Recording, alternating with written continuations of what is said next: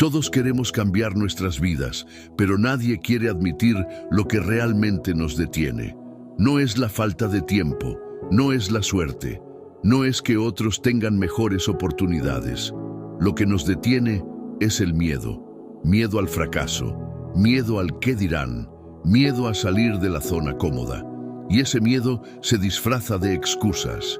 No es el momento, no tengo recursos, no sé por dónde empezar. Pero la verdad es que el momento nunca será perfecto. El recurso más valioso no es el dinero, es la voluntad.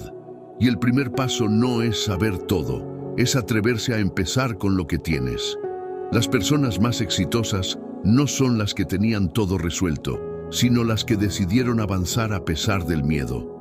Ahora dime, ¿qué excusa te has estado contando?